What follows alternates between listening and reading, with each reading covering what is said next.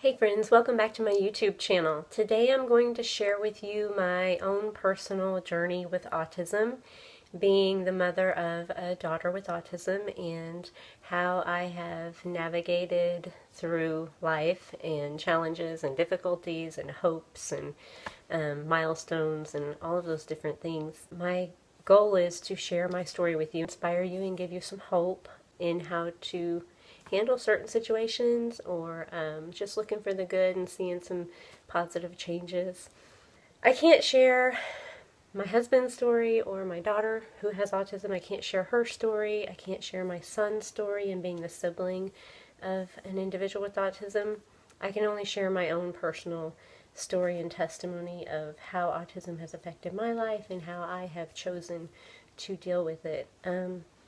First of all, I want to let you know how I feel about autism and my personal relationship to autism.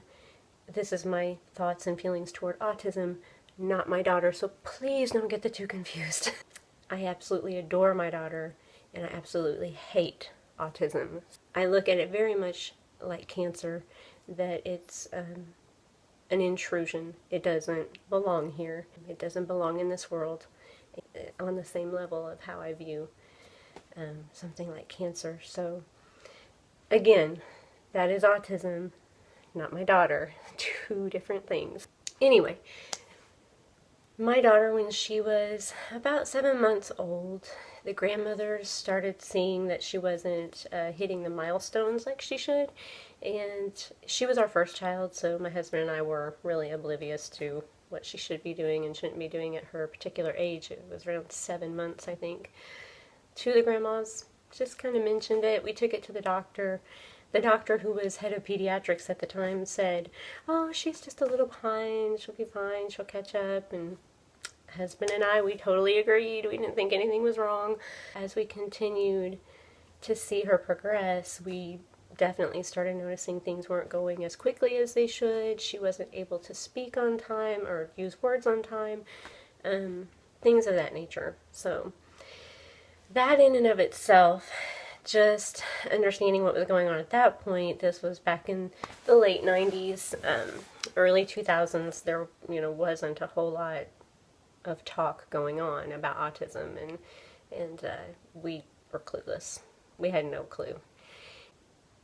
As she progressed, we started noticing definitely something's very wrong, and it took us till she was actually 9, 10 years old to get a solid diagnosis, which was very frustrating for me because I had studied and studied up on it, and I knew about the time she was 5 that she had autism, but I couldn't get a doctor to agree with me, and the school wasn't agreeing with me, and anyway, so that was a long, hard-fought battle just to get the correct diagnosis.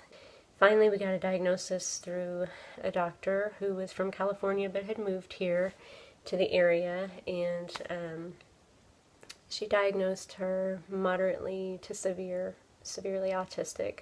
We finally got the diagnosis that we need to help her get the services, really, that she needed to get. You have to have that diagnosis to get certain services.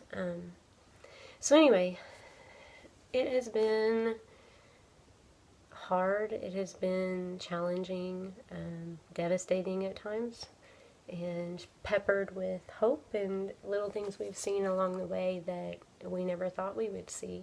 We went down a path of diet and supplement intervention, and I think that was sent to us through prayer. I mean, this child has been covered in prayer from the time before she was born, which has been a huge blessing. So I think that my path came across another mom's path with the whole diet and supplementation part through prayer. And we saw some major increases when we put her on the gluten-free, dairy-free diet. And I'm going to talk about more of those things in another video that I'll do. But gluten-free, dairy-free was the first diet we tried. And about 2 weeks in, we started seeing some things that we were like, wow, this is really making a difference. It wasn't life, altering, earth-shaking differences, but we were definitely seeing some changes, less aggression and things of that nature, and being able to write better than she could before. As far as emotionally handling it as a mom, I was in denial at first. I think everybody goes through that phase of denial, and you kind of go through the grief stages.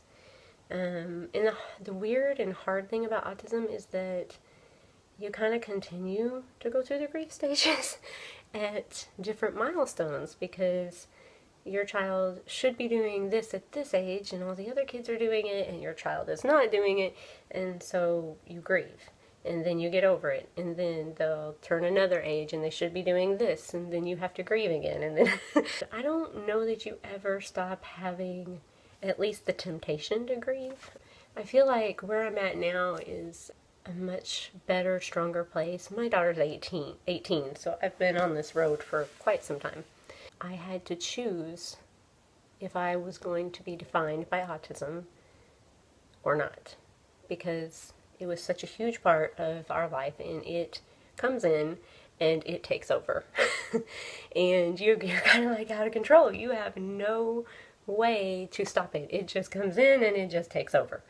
And you're kind of at its mercy for a while until, you can get a grip. And for me, that was my faith helping me to get a grip. That, my faith in Jesus Christ is what has helped me to, I don't feel like I grieve necessarily anymore. I will have moments of sadness, and I will have moments of, oh, this hurts a little bit, and I have to kind of work my way past it, and I'll let myself feel the feelings. I do. I don't hold it in and hold it back or pretend it's not there, because that's not healthy. But I think along the way of my journey, I have learned there's really a bigger picture, and it's not all about me, and my feelings and my hurts and my desires and my unmet needs, in having to deal with this whole situation.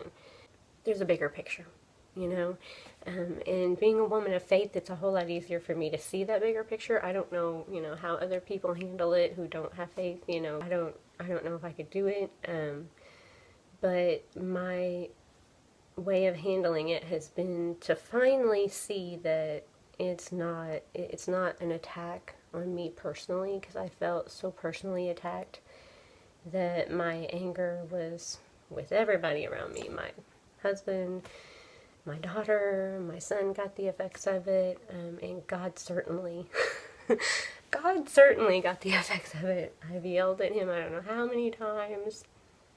Why? Anybody who goes through a major sickness or major trauma, I think at some point says, why God me, why this, why that, and you have to kind of learn and grow through that process. Anyway, in my personal faith and in what I have come to is God is good, and He doesn't put hard, horrible things on you.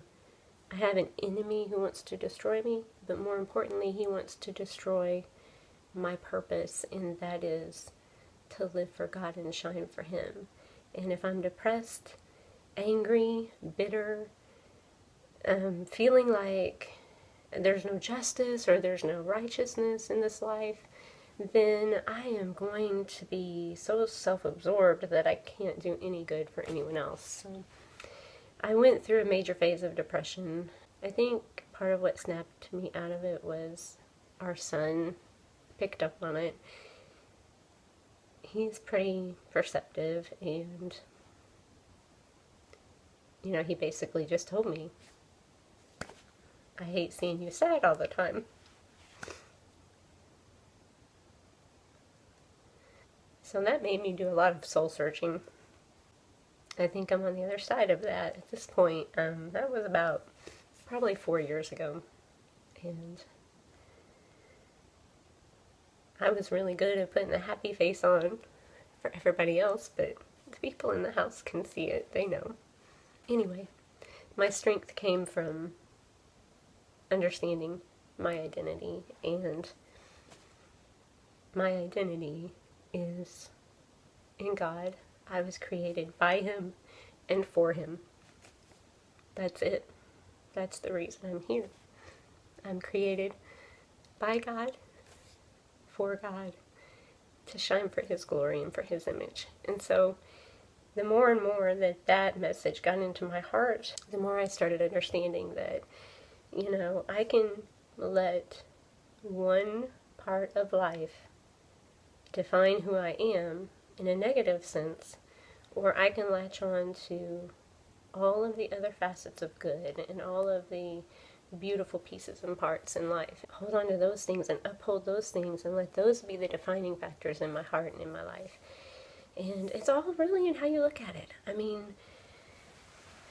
you can look at it from a negative standpoint or you can look at it from a positive standpoint. That's pretty much life in a nutshell. You can decide that, my kid has autism and I'm just going to let that define me as a mother, and I'm just going to be depressed and miserable and the martyr. Or you can decide, you know what, this is a part of what we're dealing with. This is not our entirety. Go from that angle. And my favorite preacher, Joyce Meyer, always says you can be pitiful or powerful, but you can't be both. So I choose to be powerful. I choose to live a life that matters, that is effective and inspiring, and not depressed and doom and gloom and this black cloud hanging over my head all the time. Because each of us deal with something that we could allow to define us in that way. My relationship with my daughter is pretty amazing. We struggle. We have tough days, but we have some very, very beautiful moments that I cherish, and we do see little things along the way of how she's breaking through and breaking out and saying things that we never thought she'd be able to say, or doing things we never thought she'd be able to do. So there is hope out there for you, especially if you have young ones. Don't give up. Don't lose sight of what could be, and it's okay to hope for better. It's okay to believe that things can be better and can get better, and don't be afraid to hope for more. And just expect good things, and believe in your child.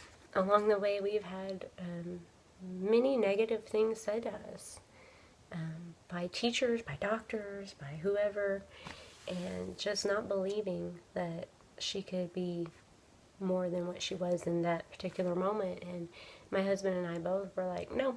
We were told one time that she had peaked in her ability to communicate, and this was like in 5th grade. Are you kidding me? Who peaks in 5th grade? We both were like, no. We don't believe that. We don't accept that. And she has amazing conversations compared to what she did in 5th grade. So, I mean, it just, don't listen to the negativity. There is hope, and that is my whole point in sharing my story, my testimony, is that I want you to feel like there's hope. I want you to feel inspired and excited even that your child can do amazing things. There are no limits. There are no limits. I am a woman of faith, and I believe God heals, He restores, He delivers, He sets free, and He loves to show Himself strong on our behalf. So have hope today. Share your comments below. I'd love to hear your story. I'd love to hear your thoughts. Ask me questions. I'll try to answer them. Thank you for taking the time to listen to my story. I hope that it was encouraging to you. Please share it with others. And if you haven't subscribed to my channel already, I'd love to have you subscribe. Thank you. Have a great day.